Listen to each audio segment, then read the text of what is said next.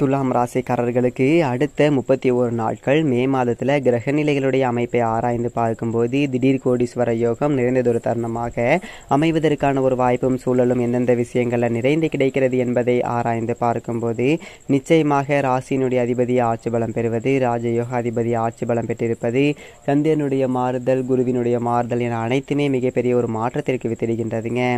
இந்த ஒரு சமயத்தில் கிரக நிலைகள் இந்த ஒரு சமயத்தில் உங்களுக்கு முருகப்பெருமானை ரொம்ப பிடிக்கும் அப்படின்னா மனசில் ஒரு விஷயத்தை வேண்டுதலாக நினைத்து கொண்டு நம்மளுடைய கமெண்ட் பாக்ஸில் ஓம் முருகா போற்றி போற்றி அப்படின்னு சொல்லிட்டு மறக்காமல் 3 முறை பதிவு பண்ணிடுங்க. இந்த ஒரு நிமிடம் நீங்கள் அந்த முருகப்பெருமானை எப்படி ஒரு விஷயம் செய்யும் போது நீங்கள் வாழ்க்கையில் நினச்ச அந்த ஒரு விஷயம் கண்டிப்பாக உங்கள் வாழ்க்கையில் நடைபெறும். சரி, வாங்க நம்ம வீடியோக்குள்ளே போகலாம். மே மாதத்தில் கிரக நிலைகளுடைய அமைப்பை ஆராய்ந்து பார்க்கும்போது முழு சுபகிரகமாக இருக்கக்கூடிய குரு மே 1ஆம் தேதியில் மேசராசியில் இருந்து ரிஷபராசிக்குள்ளே நுழைகின்றாருங்க. குருவினுடைய பெயர்ச்சி இந்த ஒரு மாதத்தோட துவக்கத்தில் முதல் நாளில் ஏற்படுகின்றதுங்க. இந்த பயிற்சியின் காரணமாக பல அதிரடியான மாற்றங்களை சந்திப்பதற்கான ஒரு யோகத்தை உருவாக்கி கொடுக்கின்றாருங்க.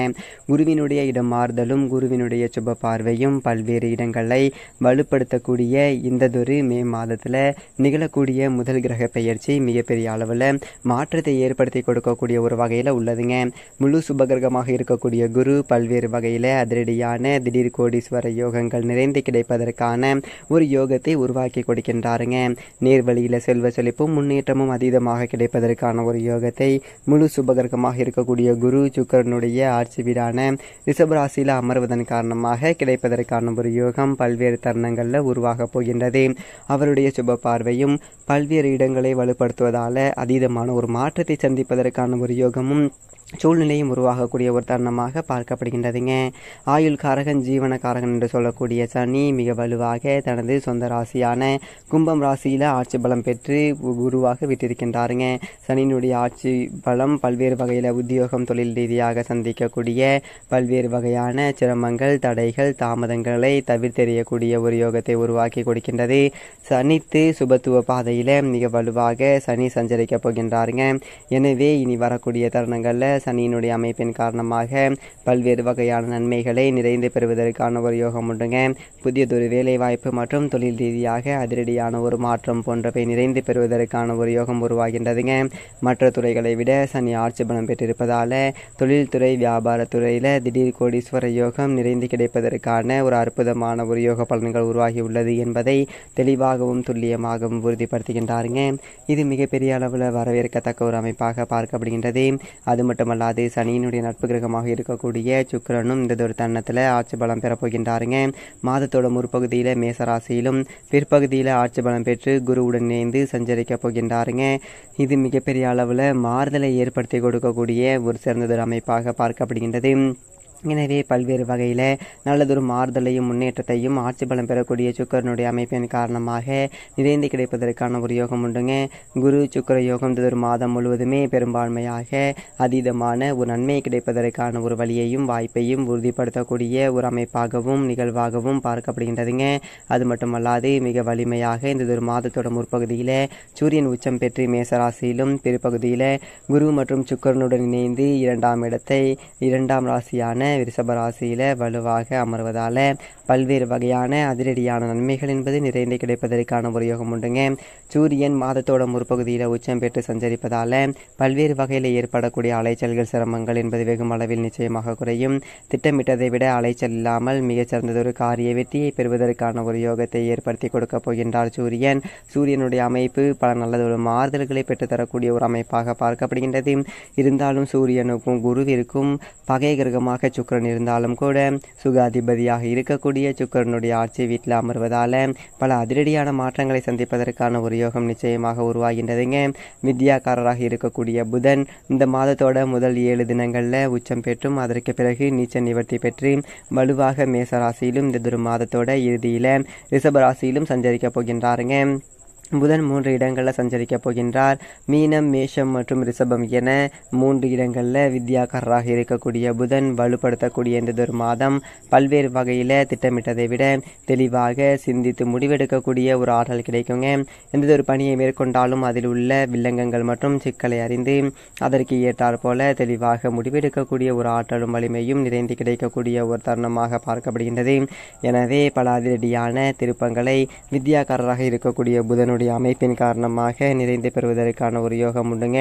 அறிவாற்றலை பயன்படுத்தி தங்களுடைய வருமானத்தை உயர்த்தி கொள்வதோடு திடீர் கோடீஸ்வர யோகம் என்பது நிறைந்ததொரு தருணமாக மாறுவதற்கான ஒரு யோகம் உண்டு என்பதை நீச்ச நிவர்த்தி பெறக்கூடிய வித்யாகாரரான புதன் உறுதிப்படுத்துகின்றாருங்க. இது நிச்சயமாக வரவேற்கத்தக்க ஒரு அமைப்பாக பார்க்கப்படுகின்றது.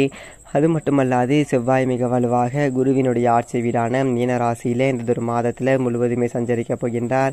செவ்வாய் மீனராசியில் வலுவாக அமர்ந்து சஞ்சரிக்கக்கூடிய இந்த வேளையில் பல்வேறு வகையான புதியதொரு முயற்சிகள், புதியதொரு திட்டங்களுக்கு நல்லதொரு காரிய வெற்றி கிடைக்கும். ஏனென்றால் அசையும் அசையா சொத்துக்கள் வாங்குவது உட்பட பல நல்ல பல நிகழ்வுகளை சிறப்பாக செய்வதற்கான ஒரு யோகத்தை உருவாக்கி கொடுக்கின்றாருங்க. இது நிச்சயமாக வரவேற்கத்தக்க ஒரு அமைப்பாக பார்க்கப்படுகின்றது. மங்களக்காரகன் பூமிக்காரகன் என்று சொல்லக்கூடிய செவ்வாயினுடைய அமைப்பு அதிரடியான ஒரு மாற்றத்தை நிச்சயமாக ஏற்படுத்தி கொடுக்குங்க. இந்த ஒரு மாதத்தோட பிற்பகுதியில் ராகுவுடன் மட்டும் இணைந்து சஞ்சரித்தாலும் கூட எதிர்பாராத வகையில் புதியதொரு நிலம், வீடு, வீட்டு மனை, வாகனம் வாங்குவதற்கான ஒரு யோகமும் நிறைந்து கிடைப்பதற்கான ஒரு சூழல் உண்டுங்க. அது மட்டுமல்லாது நிழல் கிரகமாக இருக்கக்கூடிய ராகு மீன ராசியிலும் கேது கன்னி ராசியிலும் அமர்ந்து சஞ்சரிக்கக்கூடிய இந்த ஒரு வேளையில் இந்த 2 கிரக நிலைகளும் தங்களுடைய சஞ்சார தூரத்தில் பாதிக்கு மேல் கடக்கக்கூடிய ஒரு இனிமையான தருணமாக இந்த மே மாதம் அமையப் போகின்றதுங்க. எனவே தான் இனி வரக்கூடிய ஒரு காலங்களில் ராகு கேதுவினுடைய ஆதிக்கம் என்பது வெகும் அளவில் குறைகின்றது. ராகு கேதுவால் ஏற்பட்ட சிரமங்கள் விலகும். ராகு கேதுவால் கிடைக்க வேண்டிய நன்மைகள் அபரிவிதமாக ஏற்படுவதற்கான ஒரு சூழல் உருவாகியுள்ளது என்பதை தனது சஞ்சார தூரத்தில் பாதிக்கு மேல் கடந்திருக்கக்கூடிய நிழல் கிரகமாக இருக்கக்கூடிய ராகுவும் கேதுவும் தெளிவாக உறுதிப்படுத்துகின்றன. இது மிகப்பெரிய அளவில் வரவேற்கத்தக்க ஒரு முன்னேற்றத்தை அளிக்கக்கூடிய ஒரு சிறந்ததொரு கிரகமாக பார்க்கப்படுகின்றது. சந்திரனுடைய அமைப்பை பொறுத்த வரைக்கும் சந்திரன் மிக வலுவாக 2 இடங்களிலும் மாறி மாறி சஞ்சரிக்க போகின்றாருங்க. வளர்பிறை சந்திரனாக சுபத்துவ பாதையில் வலம் வரும்போது பல்வேறு வகையான வலிமையான ஒரு வாழ்வில் முன்னேற்றம் பெறக்கூடிய பல நிகழ்வுகளை நிச்சயமாக பெற்று தருவாருங்க. அஷ்டமத்திலும் ஜென்மத்திலும் அமரும்போது சற்று கூடுதல் கவனமும் விழிப்புணர்வும் தேவை. ஜென்மத்தில் இருக்கும்போது கூட ஒரு மந்தமான சூழ்நிலை தான் நிலவுவதற்கான ஒரு சூழல் உண்டு. ஆனால் அஷ்டமத்தில் இருக்கும்போது கொஞ்சம் முக்கிய முடிவுகள், முக்கிய பணிகள் துவங்குதல் போன்றவற்றில் திட்டமிட்டு சிறப்பாக செயல்பட வேண்டிய தருணமாக உள்ளது என்பதை தெளிவாக சந்திரன் உறுதிப்படுத்துகின்றாருங்க. இந்த ஒரு மாதத்தில் திடீர் கோடீஸ்வர யோகம் நிறைந்து கிடைப்பதற்கான ஒரு வாய்ப்பு. குரு பெயர்ச்சி, ஆட்சி பலம் பெற்ற சூரியன், உச்சம்பலம் பெற்ற சூரியன், ஆட்சி பலம் பெற்ற சனி மற்றும் சுக்கிரன் போன்ற கிரக நிலைகளும் சந்திரனுடைய ஆட்சி பலமும் மிகப்பெரிய அளவில் மாறுதலையும் முன்னேற்றத்தையும் அள்ளி கொடுக்கக்கூடிய ஒரு அமைப்பாக நிச்சயமாக அமைகின்றதுங்க. இப்படி நவகிரகங்களுடைய அமைப்பை பொறுத்த வரைக்கும் குரு அஷ்டமஸ்தானமாகிய 8ஆம் இடத்துல அமர்கின்றாருங்க. மே 1ஆம் தேதி முதல் 8ஆம் தேதியில இருந்து வாக்கிய கணிதத்தின்படி வலுவாக அமர்ந்து சஞ்சரிக்க போகின்றார். எனவே குரு அஷ்டமத்திற்கு சென்றாலும் கூட நிச்சயமாக துலாம் ராசிக்காரர்களுக்கு பல்வேறு வகையில் பாதிப்புகள் என்பது, தடைகள் என்பது ஏற்படாதுங்க. சற்று கவனத்துடன் இருந்தால் எதிர்வரக்கூடிய பாதிப்புகளை விலக்கி நன்மை நிறைந்தவையாக மாற்றிக்கொள்ளலாங்க. ஏனென்றால் ராசியினுடைய அதிபதியும் அவருடன் இணைந்து ஆட்சி பலம் பெற்று சஞ்சரிக்க போகின்றாருங்க. சூரியன், புதன் உள்ளிட்ட பல கிரக நிலைகள் அஷ்டமஸ்தானத்தில் வலம் வரக்கூடிய இந்த ஒரு வேளையில் பல மாறுதல்களை சந்திப்பதற்கான ஒரு சூழல் உண்டுங்க. அலைச்சல் அதிகரித்தாலும் அதற்கேற்ற ஒரு ஆதாயம் உண்டு. உடல் நலத்தில் சற்று கூடுதல் கவனம் தேவைப்படுகின்றது.